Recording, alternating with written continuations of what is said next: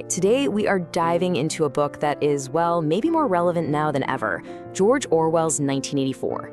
This isn't just a story, it's a profound warning, and together we're going to pull back the curtain on the terrifying world of Oceania and really get to the heart of what it's trying to tell us about power, reality, and what it even means to be human. Right from the jump, you're hit with these, the 3 slogans of the party. And wow, I mean, they're not just catchy phrases for a poster, right? This is the entire foundation of the society we're about to enter. Everything is built on these crazy contradictions, this twisted logic. It's everywhere in Oceania, and it pretty much sets the stage for, well, for everything that follows. So here's how we're gonna break this all down. First, we'll get a feel for the world itself, this place called Oceania. Then, we'll meet our main guy, Winston, and look at his secret rebellion. After that, we'll dig into the party's playbook, how they keep everyone in line. And finally, we'll get to the big, chilling takeaway, the complete destruction of a person's inner world. Okay, so first up, let's step into this world. Welcome to Oceania. And let me tell you, this is a place built on total, absolute control. It's not just a goal, it's the air they breathe. So, picture this. The whole world is split into just 3 giant countries, Oceania, Eurasia, and Eastasia. And they are always at war with each other. But here's the really crazy part. The enemy can change like overnight. One day you hate Eurasia, the next, they're your ally. It's nuts. And running the show in Oceania is the party, with the face of Big Brother watching over everything. And I mean everything.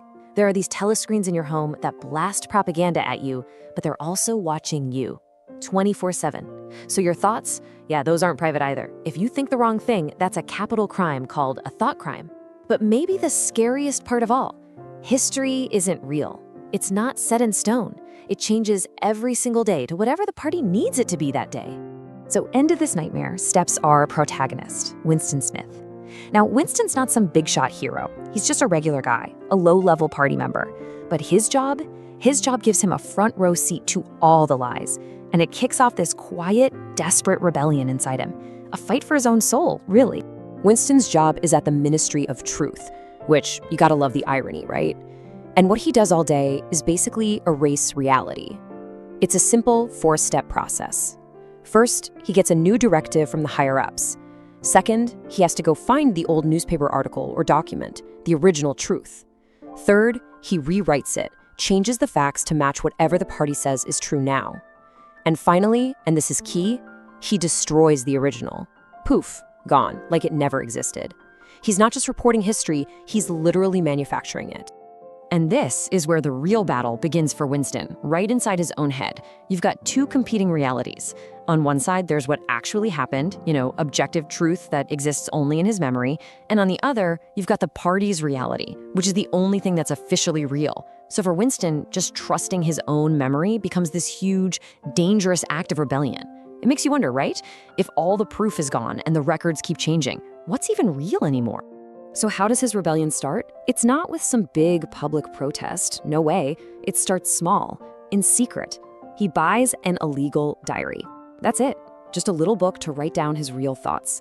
It's his way of trying to prove to himself that he exists, that there's a him separate from the party. And from there it grows. He starts a secret love affair with a woman named Julia, which is totally forbidden. He's just looking for a real human connection in a world that's designed to keep everyone isolated and alone. So you have to ask yourself, how in the world does the party pull this off? How do they maintain this level of control? Well, it's not just about the telescreens and the thought police. Their most powerful weapons are actually psychological. They're aimed straight at the architecture of the human mind. One of their main tools is something called newspeak.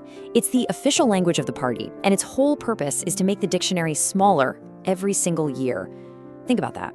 This isn't just about banning certain words. It's about getting rid of the words themselves. The party has this terrifyingly simple idea.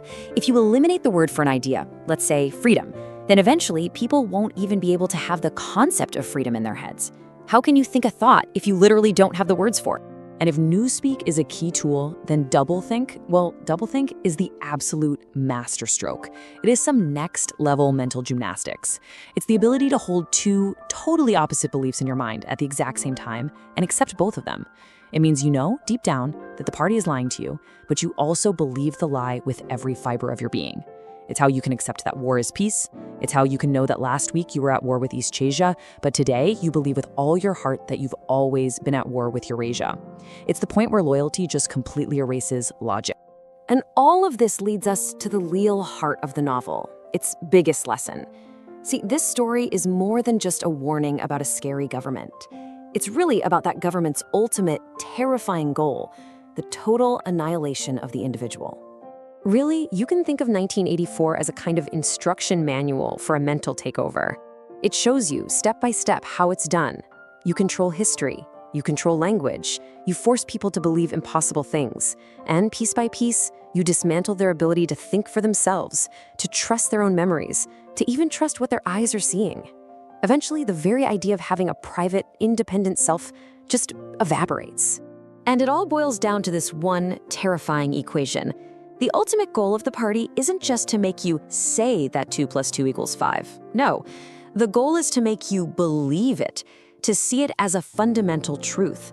Because that's what true power is. It's not about making people obey you, it's about controlling the very fabric of their reality. It's about getting them to willingly hand over their own mind, their own perception of what is real and what is not. So, that leaves us with the book's big, haunting question. And it's a question for all of us. If the past can be changed on a whim, if every fact is up for debate, and if objective truth can just be erased, then what is reality? Does it even exist anymore if no one is allowed to see it? It was a terrifying question when Orwell wrote it. And let's be honest, it feels more urgent now than ever before.